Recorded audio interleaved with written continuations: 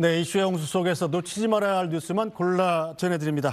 오늘 첫 번째 핫 키워드, 우리가 황교안이다로 꼽아봤습니다. 이 내란 선동 혐의로 황교안 전 총리가 체포되자 국민의힘 장동혁 대표가 한 말인데요. 어제 어떤 일이 있었는지부터 영상으로 보겠습니다. 미친 개가 동네에 돌아다니면 어떻게 됩니까? 몽둥이를 뜯어 잡아야 되죠. 맞습니다. 나보세요. 좀 가만히 있으면 저는 지금 미친 개와 싸우고 있어요. 제가 내란 공범이라고 해요. 여러분, 그런데 내란죄가 있기는 있었습니까? 없었다. 윤 대통령이 한 일은 뭔가 계엄령을 통해 가지고 선관위를 압수수색한 것이 전부입니다. 맞습니다. 민주주의가 더 이상 무너지지 않도록, 대한민국 법치주의가 사망하지 않도록 여러분 일어나 싸웁시다.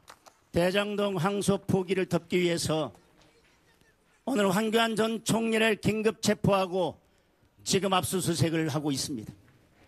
여러분, 전쟁입니다. 우리가 황교안입니다. 뭉쳐서 싸웁시다. 네, 관련 이슈 명쾌하게 풀어주실 두 분 모셨습니다. 김준일 시사평론가, 양만희 논설위원, 두 분 어서 오세요. 네, 안녕하세요. 네, 일단 황교안 전 총리 내란 선동 혐의로 어제 체포가 됐는데 이 황교안 전 총리 뭐 잘 아시다시피 부정선거를 믿는 분이고 또 계엄 자체도 부정하는 사람 아니겠어요? 자, 그런데 장동혁 대표는 현재 야당인 국민의힘 대표 아니겠습니까? 우리가 황교안이다. 이 얘기를 어떻게 받아들여야 될까요? 그러니까 말씀하신 대로 황교안 전 대표가 이제 미래통합당 대표였기는 했지만 그 이후에 탈당을 해서 지금은 자유와 혁신이라는 곳에 네. 이제 좀 강성 모수 뭐 아니면 극우라고 불리는 곳에 이제 대표거든요. 네. 그러니까 다른 정당 사람이에요. 근데 이거를 직접 이렇게 우리가 황교안이다 이렇게 언급하는 게 적절하냐, 당내에서도 좀 논란이 있고 1차원적으로 해석은 어쨌든 이게 지금 정치 탄압이니까 황교안을 지키는 게 이제 우리의 이익에도 맞는다, 이게 네. 부합한다라는 건데 이게 저는 이제 기시감이 드는 게 우리가 뭐뭐다 해가지고 좋은 거를 제가 본 적이 없습니다.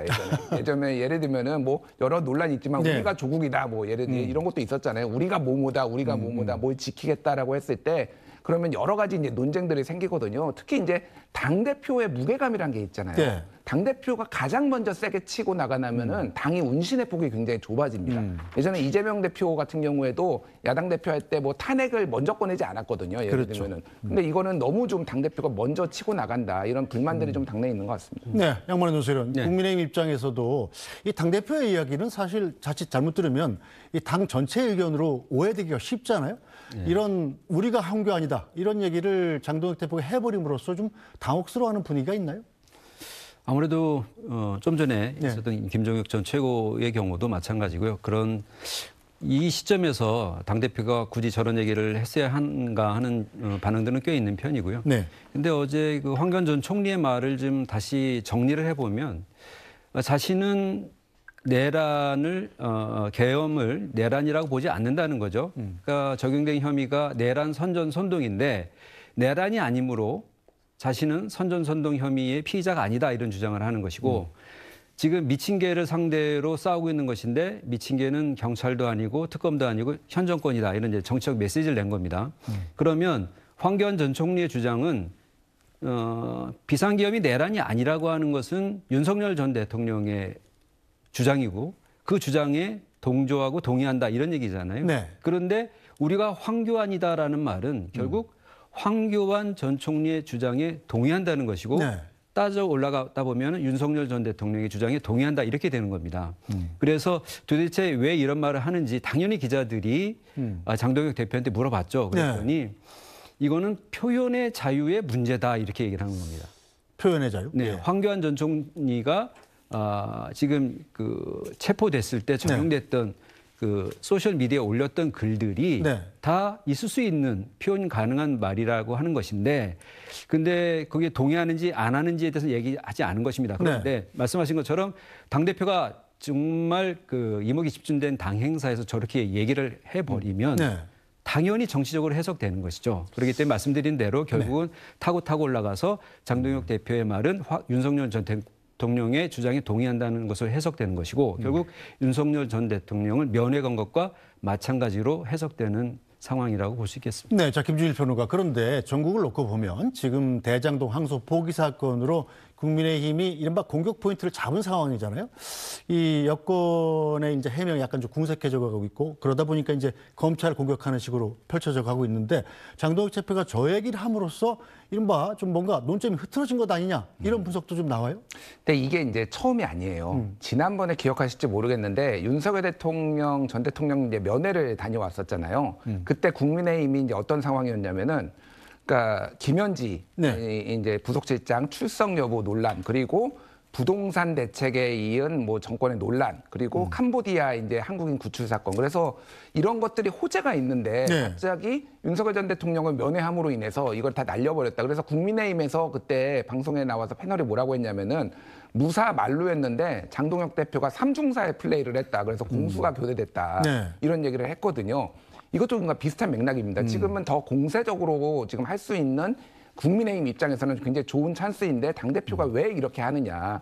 그래서 이거를 이제 자기 정치론으로 보시는 분들이 꽤 있어요. 그러니까 왜냐하면 장동혁 대표가 굉장히 그 보수, 강경 보수 유튜버들의 도움을 많이 받았는데 그들의 주장이 이제 윤어게인이라든지 부정선거 얘기 이런 것들이 있잖아요. 그렇죠. 그들에게 호소하기 위해서 자기 정치를 인식을 해서 이렇게 한 것인데 이게 굉장히 당에는 큰 부담을 주고 있다. 자기 정치하면 안 된다 이런 얘기들이 좀 나오고 있습니다. 네, 저 황교안 전 총리 비상계엄 선포 당일날 SNS에다가 우원식 국회의장을 체포해라, 한동훈 전 대표를 체포해라, 뭐 이런 글을 올려서 지금 본인이 체포가 된 상황 아니겠어요? 자, 그런데 이렇게 황 전 총리를 장동혁 대표가 우리가 황교안이다 이렇게 나서면서 오히려 민주당에는 공격에 빌미를 준 상황이죠. 박지원 의원이 당장 공격에 나섰던데요. 네. 체포당하고 또 압수수색까지 당하게 된 이유가 됐던 소셜미디어 글을 되돌아볼 필요가 있는데요. 작년 12월 3일 비상계엄 선포 직후에 어떤 글을 올렸냐면은 첫 번째로는 비상계엄령이 선포됐다. 지금은 나라의 혼란을 막는 것이 최우선이다. 나라를 망가뜨린 종북 주사파 세력과 부정선거 세력을 이번에 반드시 척결해야 한다. 부정선거 세력도 이번에 반드시 발본색원해야 된다라고 해서 계엄이 정당하고 본인이 계속 주창해왔던 부정선거 발본색원 주장했습니다. 두 번째로는 강력히 대처하시라, 강력히 수사하시라, 모든 비상조치를 취하시라. 국민의힘은 대통령과 함께 가시라. 이렇게 얘기를 했습니다. 그러니까 대통령과 국민의힘의 강력한 비상계엄에 따른 조치를 주문한 겁니다. 세 번째가 좀 전에 말씀하신 우원식 국회의장을 체포하라. 대통령 조치를 정면으로 방해하는 한동훈 국민의힘 대표도 체포하라고 주장했습니다. 이 정치인 체포는 탄핵 심판하고 형사 재판에서 주요한 혐의로 지금 인정도 되고 지금 재판이 진행되고 있는 것입니다. 이런 걸 주문을 했던 것이요. 근데 지금 특검에서 체포를 해야 겠다고 생각하고 또 어제 곧바로 구속영장까지 청구한 것은 뭐냐면 황교안 총리가 가지고 있는 어떤 사회적 지위입니다. 보통의 장사미사가 아니고 전 총리까지 지낸 인사가 이런 주장을 했다라고 하는 것은 대단히 중요하다는 점이고 또 대통령 권한대행도 했죠. 또 하나는 대통령이 탄핵 국면에서 보면은 이제 체포 시도 이런 거 있을 때 국민의힘 의원들이 한남동 관자포로 몰려가서 뭐 내란이 아니다. 그다음에 윤석열 전 대통령의 주장에 동의하고 옹호하는 발언들을 많이 했잖아요. 그렇게 되면 그 발언도 역시 내란 선전선동 아니냐 이렇게 주장할 수 있지만 그러나 주목할 것은 뭐냐면 황교안 전 총리의 이 글은 비상계엄이 해제되기 전 있었던 겁니다. 그러니까 비상계엄 상태에서 적극적인 조치를 주문하는 것이기 때문에 이것은 그 이후에 있었던 발언과는 좀 무게가 다른 것이죠. 이 내란을 선전선동한 죄는 징역 3년 이상 혹은 금고 3년 이상에 처하는 중범죄거든요. 그렇기 때문에 이 부분을 근거로 해서 그러니까 지금 얘기되는 걸 보면 한남동 관저에 간 사람들 이런 사람들의 주장을 따져보면 나중에 추경호 원내대표가 만약에 유죄 판결을 받게 되면 이것이 결국 국민의힘에 대한 해산을 주장하는 근거가 될 수 있다 이렇게 얘기는 할 수 있겠습니다만 그 부분하고는 조금 다른 것 같습니다. 네, 자 김준일 평론가 그래도 돌이켜 보면 이 장동혁 국민의힘 대표, 장동혁 대표는 뭐 잘 아시다시피 판사 출신이고 황교안 전 총리는 검사 출신이지 않습니까? 이 둘 다 법조인 법조인 출신에다가 이 정치적으로 이제 정광훈 목사를 찾아간 시점, 그리고 그동안 이 행보를 따져보면 좀 닮은 모습이 없진 않은 것 같아요. 예. 어떻게 보세요? 정치권에 네. 예, 황교안, 장동혁 평행이론이라는 얘기가 있어요. 네. 예, 무슨 얘기냐면은 일단 두 사람들 말씀하셨다시피 법조인 출신이고 네. 또 하나는 아주 독실한 기독교, 독실한 개신교 신자라는 공통점이 있고요. 네. 탄핵 이후에 두 사람이 당을 맡았다라는 거, 그리고 좀 당내 기반이 오래된 뭐 중진이나 이런 사람이 아니라 뭐 물론 이제 커리어가 있지만은 네. 기본적으로 이제 돌풍을 일으키고 굉장히 기대를 많이 받았는데 손을 잡은 게 정광훈이나 전한길이나 네. 이런 사람들을 좀 강경 보수랑 이제 잡았단 말이에요. 근데 이제 결과가 그럼 똑같을 것이냐.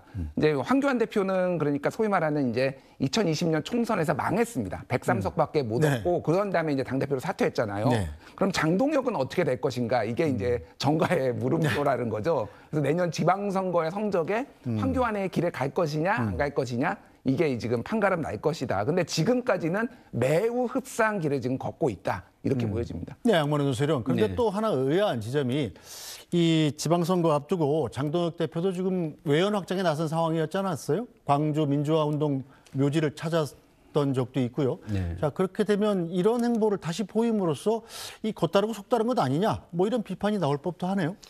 뭐 오락가락한다. 네. 도대체 장동혁 정치가 지향하는 것이 무엇이냐라는 질문을 받을 수밖에 없는 상황인 것 같고요.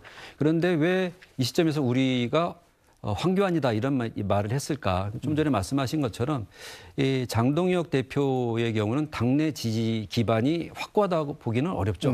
그래서 지난번에 당대표 선거에서 승리하는 과정에서 아스팔트 우파의 강한 지지를 받았기 때문에 그쪽 세력에서 원하는 발언을 주기적으로 할 수밖에 없는 뭔가 좀 근본적인 한계랄까요? 아니면 속성이랄까 이런 부분이 있는 것 같습니다. 그러다 보니까 황교안 전 총리는 국민의힘 당원도 아니고 네. 자유의 혁신이라고 하는 강경보수 혹은 극우로 평가되는 정당의 대표인데 왜 옹호하면서 우리가 황교안이라는 말을 하는 것인가?